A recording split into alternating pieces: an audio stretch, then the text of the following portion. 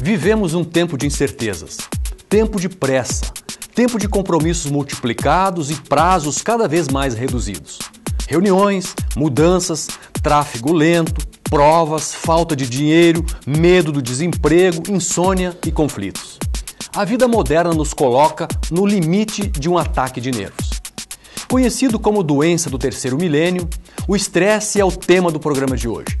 Segundo o médico canadense Hans Selye, o estresse é o resultado de o homem criar uma civilização que ele, o próprio homem, não mais consegue suportar. Vamos falar das implicações disso e como viver e conviver com as emoções que a vida nos proporciona. CPT sempre quer trazer para você mensagens de vida, sem estresse, com entrevistas, bate-papo e música. Fique com a gente, nós queremos ser uma boa companhia para você.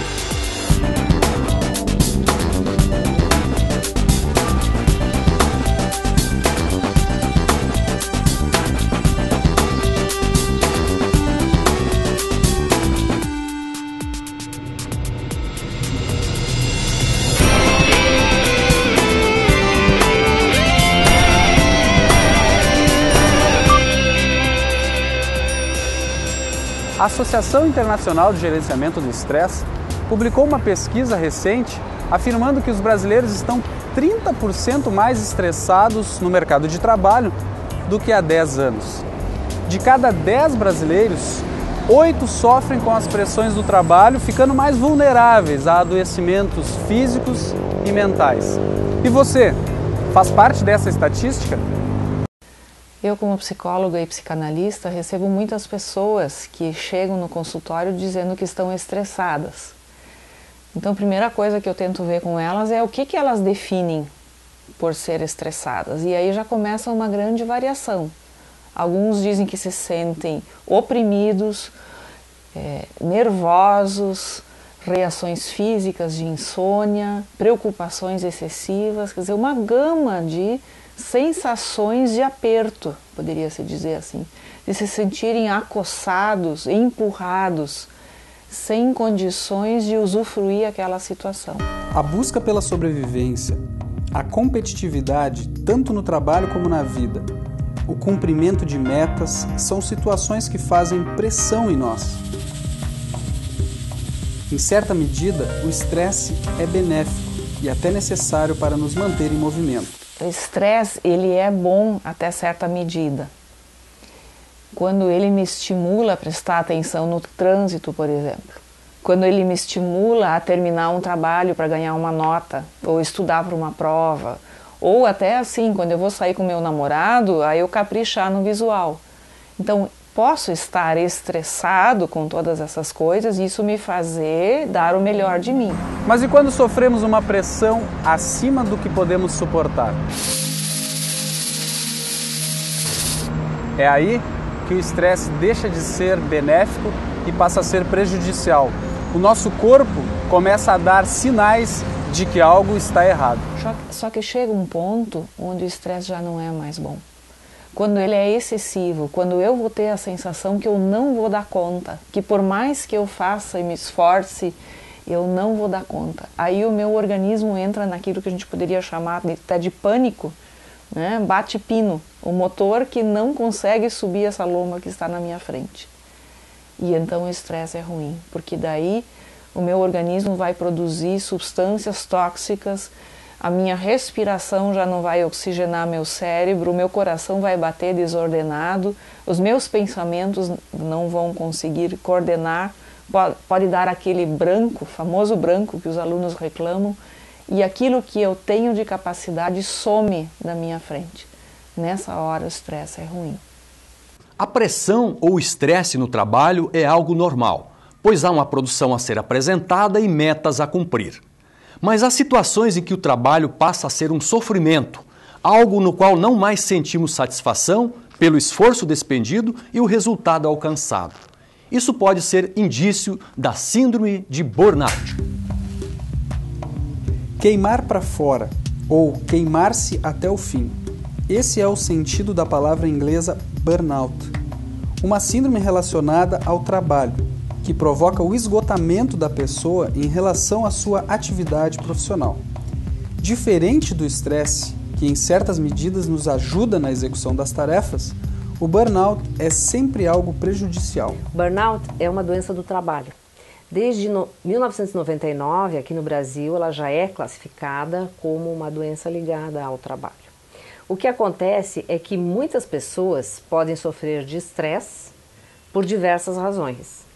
Mas o estresse e o burnout têm características semelhantes, mas não são a mesma coisa. O estresse é isso, é quando há uma sobrecarga, uma sensação de peso, de cansaço, desânimo, mas a pessoa de alguma forma ainda consegue se manter produtiva, né? E de um jeito ou outro, meio que aos trancos, vai indo, né? Mas isso pode chegar num limite que é o esgotamento máximo, o esgotamento pleno, total, que aí se convencionou chamar de burnout, né? É o sujeito que se irrita, que já não é nem mais pavio curto, já não tem mais pavio, né? E uma sensação de desesperança, desânimo e falta total de energia. No caso do burnout, a síndrome ela tem três componentes principais, digamos assim. A exaustão emocional, despersonalização no trato e redução da capacidade de se sentir satisfeito com o seu trabalho. Né? Então, vamos dizer assim, a exaustão emocional ela é tão séria que, por exemplo, pessoas que faziam tranquilamente uma atividade começam a ter muita dificuldade com aquilo que usualmente já faziam. Vou te dar um exemplo. Uma enfermeira que acostumadíssima a preparar a injeção, aplicar a injeção, faz parte do dia a dia dela, da rotina, ela começa a ter uma dificuldade imensa de conseguir preparar a injeção, de conseguir dar a injeção, entendeu? Então se torna tudo muito difícil e muito pesado.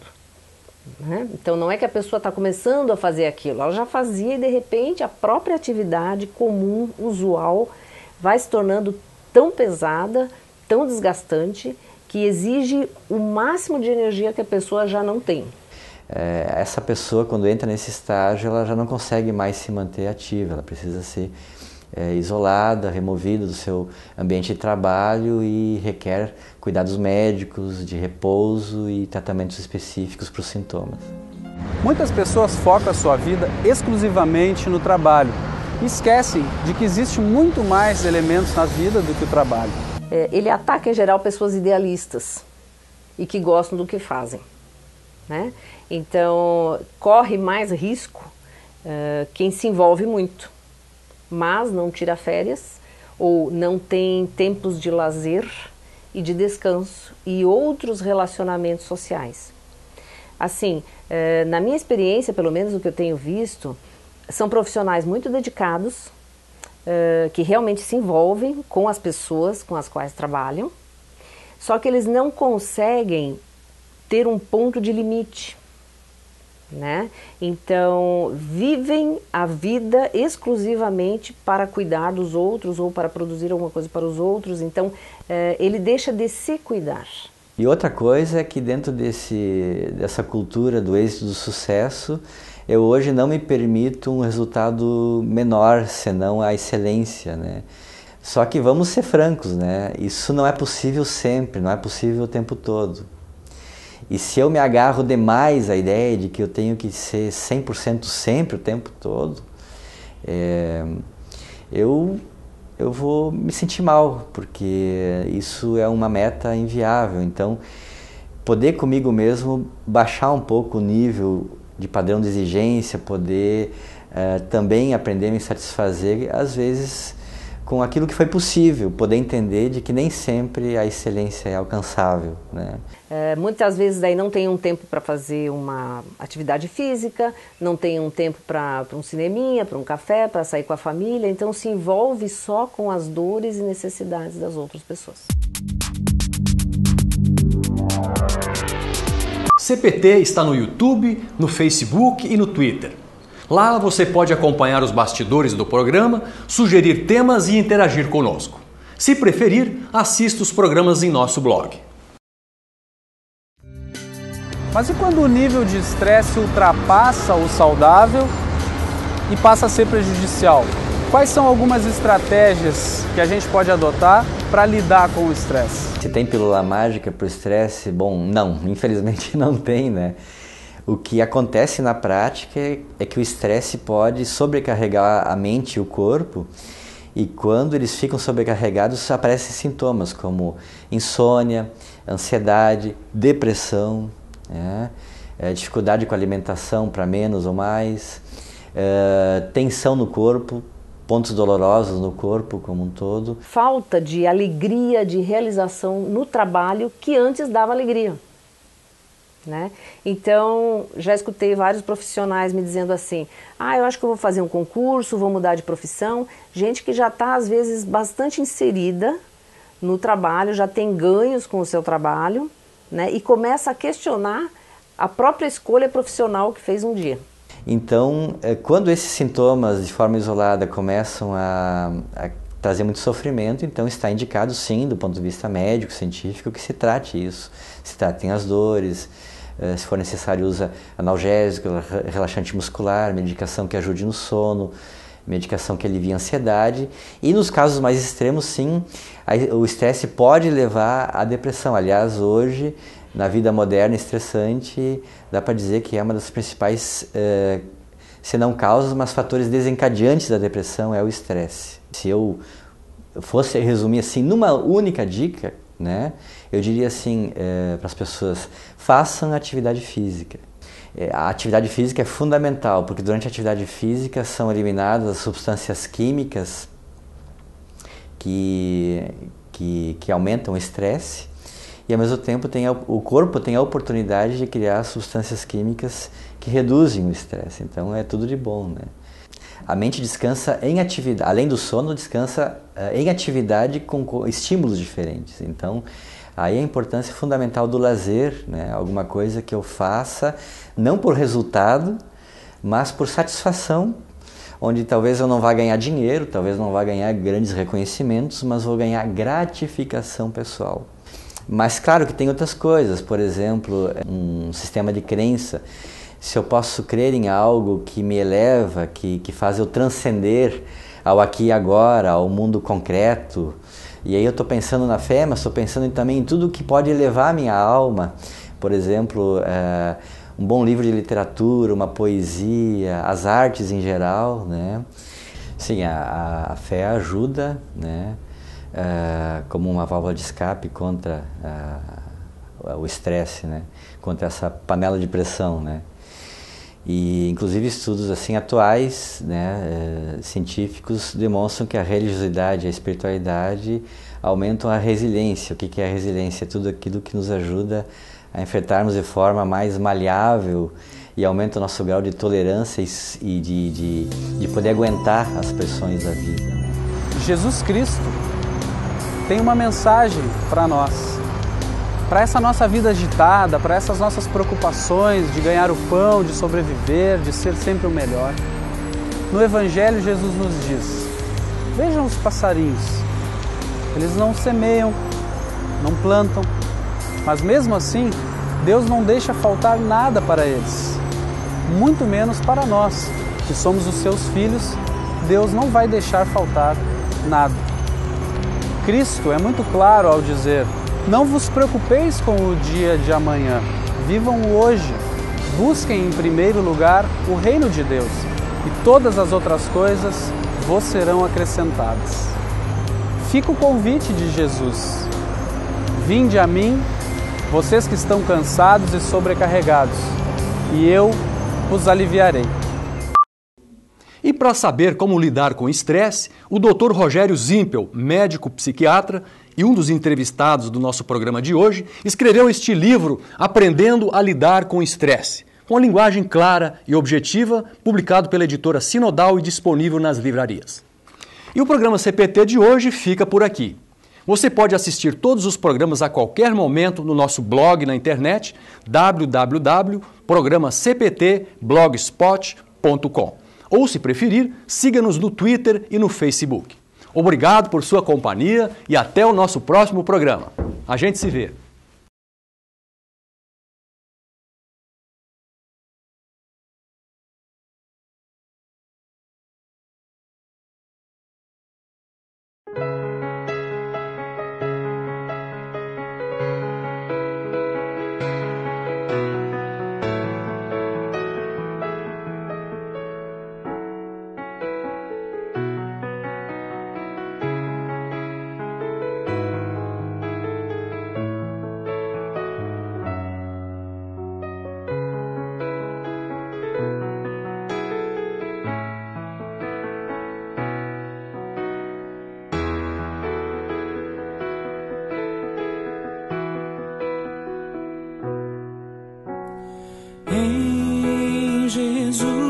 amigo temos, que sofreu a nossa dor e nos manda que levemos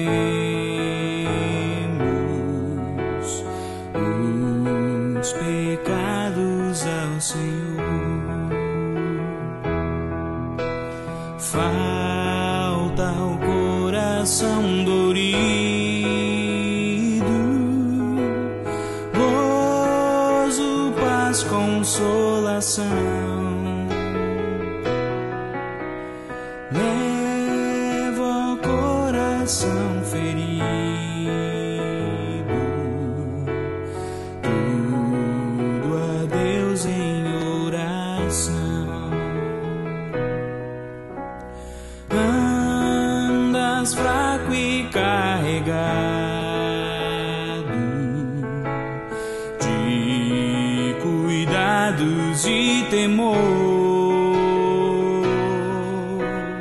vai ao Salvador amado, vai com fé teu mal expor. Busca o teu melhor amigo, fala a Cristo em oração. Nele encontras terno abrigo e repouso na aflição.